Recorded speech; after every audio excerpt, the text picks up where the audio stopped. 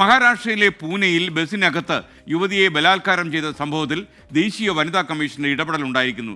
ശക്തമായ നടപടി ആവശ്യപ്പെട്ട് വനിതാ കമ്മീഷൻ DGPക്ക് കത്തയച്ചു. പ്രതി ദത്താത്രേയ രാംദാസ് നിരവധി ക്രിമിനൽ കേസുകൾ പ്രതിയെന്നാണ് പോലീസ് പറയുന്നത്.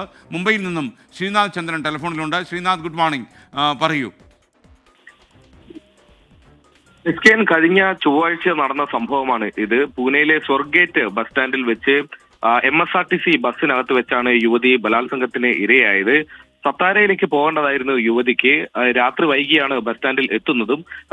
പരിചയം നടിച്ചെത്തിയ ഈ യുവാവ് എവിടേക്കാണ് പോകേണ്ടത് എന്ന് ചോദിക്കുന്നു.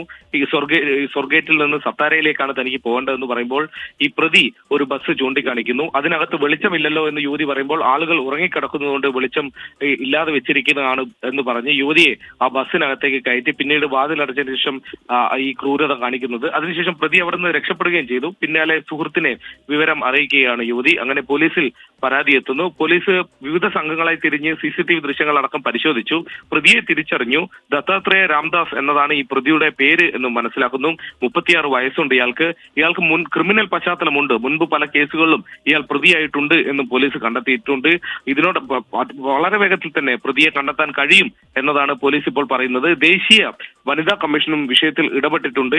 എത്രയും വേഗത്തിൽ തന്നെ പ്രതിയെ പിടികൂടാനും ശക്തമായ നടപടി എടുക്കണമെന്ന് ആവശ്യപ്പെട്ടുകൊണ്ടാണ് DGPക്ക് ദേശീയ വനിതാ കമ്മീഷൻ അധ്യക്ഷ ഇപ്പോൾ കത്തയച്ചിരിക്കുന്നത്. SK